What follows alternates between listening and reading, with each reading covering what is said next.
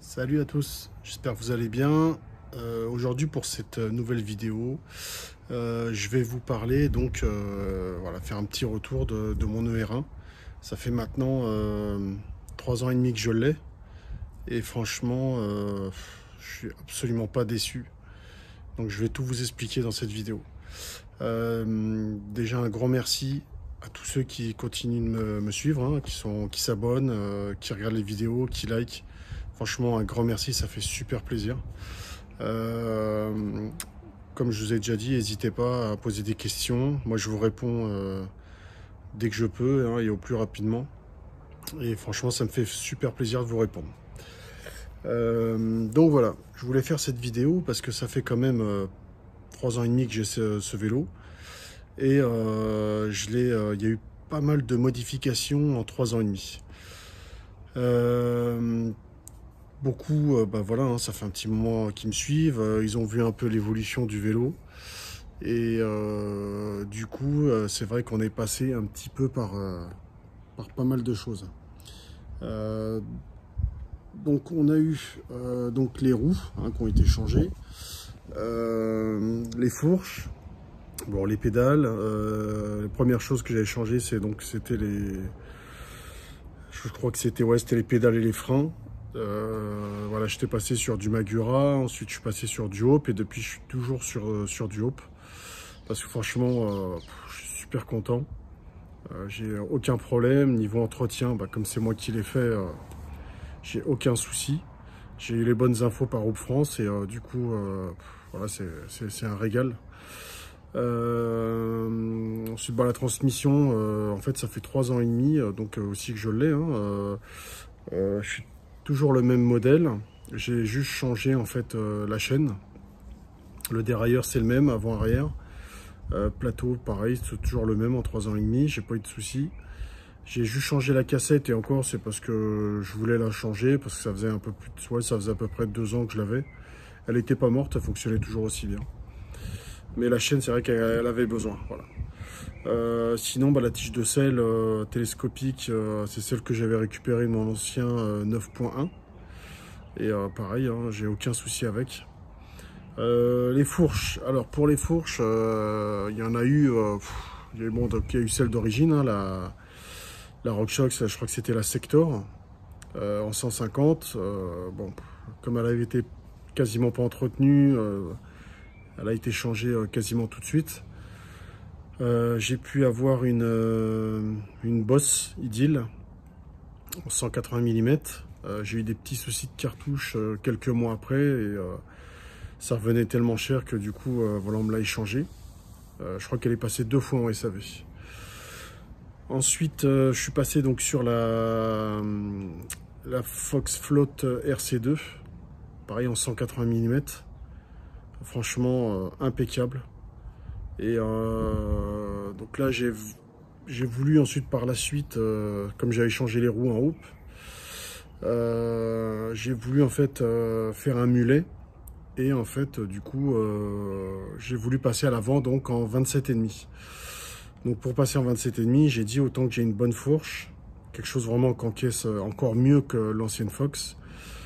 Et du coup, je suis passé donc par un vélociste qui vendait de la pièce d'occasion. Et donc j'ai eu la Kashima Factory 36 en 180 mm, format boost. Donc voilà, c'était un 27,5 et franchement, c'est un régal. C'est un régal. J'ai l'autre, elle était top, mais celle-ci, c'est wow, c'est magnifique. Donc voilà, l'amortisseur, bah, je l'avais changé hein, depuis. C'était le Float CTD. Pareil, c'est toujours le même. J'ai déjà fait un entretien dessus et aucun problème, il fonctionne impeccable. Sinon, niveau pédale, bah, j'avais remis mes pédales Hope. Donc c'est pareil, hein, c'était niveau grip, une tuerie quoi. Franchement, j'ai jamais trouvé mieux. Et donc là, je suis passé avec MacPed. Voilà, MacPed m'a envoyé une paire de pédales à tester. Et depuis, je roule quasiment tout le temps avec. Pourquoi? Parce que je voulais vraiment essayer quelque chose de différent. C'est-à-dire, je voulais pas essayer de la pédale plate. Je veux dire pas de la pédale plate, la pédale automatique, parce que voilà, j'ai déjà essayé, j'aime pas du tout, c'est trop dangereux. Et là, franchement, avec leur système d'aimant, c'est juste, c'est hyper sécurisé. Tu pédales super bien, t'es pas gêné. Au niveau de l'accroche, j'étais vraiment étonné. J'ai quasiment la même accroche que sur la Hope. Donc franchement, j'étais vraiment étonné. J'en ai essayé pas mal des pédales, mais alors celle-ci, franchement, magnifique. Donc à conseiller. Franchement, à conseiller. Les MacPed, donc les modèles Enduro, magnifique. Sinon, bah, voilà, après, sur le vélo, bah voilà. Hein, donc la 26, ici, je suis passé, donc avant j'étais en 26 par 26 au niveau des roues. Là, je suis passé donc à l'arrière en 26 par 30, donc le modèle DH. Et à l'avant, donc c'est 27,5 par 30 également. Voilà. Et franchement, c'est beaucoup plus costaud, ça encaisse plus. Et format mulet, c'est juste magnifique, quoi. Tu passes partout. À l'arrière, c'est hyper joueur, tu places ça comme tu veux. Je les ai pas encore testés à la montagne. J'espère cette année, je vais pouvoir y aller. On va voir. On va voir. Donc voilà, franchement, malgré les modifications que j'ai faites sur cette ER1, il était déjà top avant. Et là, avec ce que j'ai rechangé comme pièce, c'est encore meilleur. Franchement, partout où j'ai roulé, j'ai eu aucun souci. Mais franchement, aucun souci. Je regrette pas. Niveau entretien, j'ai quasiment rien à faire. Parce que voilà, il n'y a aucun roulement en fait. Hein, il y a le système neuf dessus qui est d'origine. J'ai juste changé une fois en 3 ans et demi. Sinon après le reste, voilà, il n'y a rien qu'à bouger. Tout est d'origine. Donc c'est vrai que niveau prix sur l'entretien et choses comme ça, ça revient à que dalle, que dalle. Quand vous prenez un vélo où il y a des roulements de partout, ça vous coûte une blinde. Déjà en roulement et en entretien, sachant qu'il faut le faire tous les ans, c'est horrible. Donc moi je sais que j'ai aucun problème là-dessus. Et jusqu'à maintenant, en 3 ans et demi, je peux dire que voilà, je touche du bois. Il n'y a rien qui a été abîmé. Donc voilà, franchement, pas mal de gens, c'est vrai qu'ils sont étonnés hein, quand ils voient, que ce soit en vidéo ou quand je vais rouler, hein, ils voient comment je l'ai équipé. Donc ils disent pourquoi mettre autant d'équipements haut de gamme sur un vélo comme ça. Eh bien tout simplement parce que voilà, moi j'ai jamais été déçu par les vélos Décathlon. J'ai toujours, j'en ai eu 5 ou 6 de VTT tout suspendu que j'ai totalement upgradé. Et j'ai même refait comme celui-ci. Hein. À la base, il était noir.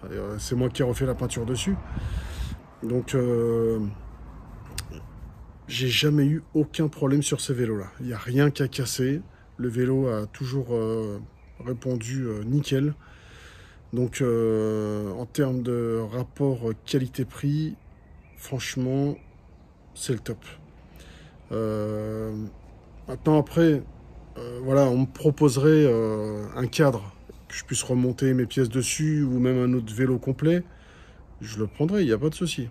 Mais moi, à l'heure d'aujourd'hui, mettre 3, 4, 5, voire plus 6 000 euros dans un VTT, c'est pas que j'en vois pas l'intérêt, je fais pas de la compétition. C'est que du VTT plaisir. Je m'éclate super bien avec.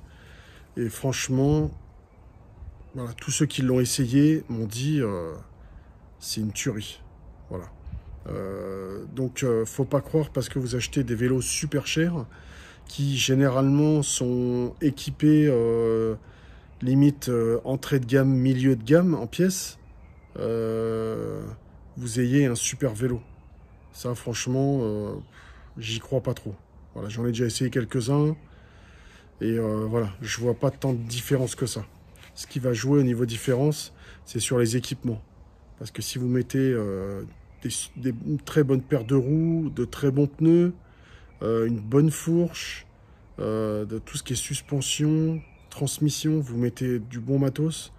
Que ça soit un vélo, celui-là d'origine il coûte 1599. Moi voilà, je l'ai payé 450 € hein, d'occasion. Il était comme neuf. Pour moi, voilà, c'est le top. Après, se faire plaisir pour avoir un bon vélo, ouais, je veux bien. Mais après, dire je peux pas payer l'entretien parce que les roulements, les purges, les machins, ça coûte une blinde, j'ai pas l'argent. Et puis le vélo, ça traîne sur les réparations jusqu'au moment où ça casse. Et là, bah, après, c'est l'argent foutu en l'air, quoi, c'est dommage. Donc, non, franchement, moi je sais que par rapport à ça, j'ai pas été déçu. Et je le regrette pas. Maintenant, comme je vous dis, si un jour on me propose un cadre tout suspendu dans une bonne marque ou un vélo complet, eh ben oui, c'est sûr que je dirais pas non. Mais pour le moment, en termes de rapport qualité-prix, et vu le matos que j'ai mis dessus, pour moi, c'est exactement ce que je recherche. Et je m'éclate super bien avec. Donc voilà. Sinon, bah, après, je sais pas si vous avez vu en pneu, hein, c'est du Maxxis DHR à l'arrière et DHF Downhill à l'avant. Donc 2.4 à l'arrière parce que c'est du 26 et 2.5 à l'avant parce que c'est du 27,5. Voilà. Je trouve que c'est largement suffisant. J'ai pas mis plus parce que ça sert à rien. Il faut quand même que je puisse l'utiliser. Il faut vraiment que je puisse l'utiliser comme je veux un peu partout, tout en ayant une super bonne accroche et avoir des super bons crampons, quoi. Donc voilà. Bah écoutez, en tout cas voilà, moi en tout cas ça m'a fait plaisir de vous faire ce petit retour sur mon vélo au bout de 3 ans et demi, pour que vous sachiez que malgré tout ce que j'ai fait avec le vélo, aussi bien rouler en forêt qu'à la montagne, j'ai roulé l'été, j'ai roulé sous la pluie, j'ai roulé sous la neige. Le vélo, il a super bien encaissé. Beaucoup disent que voilà, les vélos Décathlon, c'est du bas de gamme, ça vaut rien. Après, chacun pense ce qu'il veut. Mais moi, en tout cas, je sais que j'ai jamais été déçu. Et je sais que, voilà, par rapport à ce vélo-là, je le changerai pas, je le garderai. Et je pense même pas le revendre. Parce que c'est vraiment un super bon produit. Et je serais vraiment déçu de le revendre pour reprendre quelque chose d'autre qui me déplaise complètement, quoi. Voilà. Bah écoutez, j'espère que cette petite vidéo sur le retour des 3 ans et demi de ce vélo vous aura plu. Si vous avez l'occasion d'en acheter un, franchement, n'hésitez pas. Parce que franchement, vous ne serez pas déçus. Vous pouvez vraiment l'upgrader autant que vous voulez. Le vélo va pas bouger. Mais pas bouger du tout. Donc, quoi que vous allez faire, il y a des vélos, généralement, vous avez une limite dans ce que vous faites. Là, il n'y a pas de limite, en fait. Franchement, quand ils ont conçu ce vélo-là, je pense qu'ils ne se sont pas mis de limite. La seule limite qu'ils ont mis, en fait, c'est ce que la personne peut faire avec.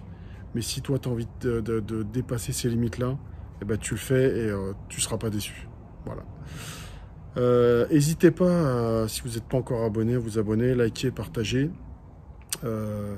N'hésitez pas non plus dans les commentaires, hein, si vous voulez poser des questions ou quoi que ce soit par rapport au vélo.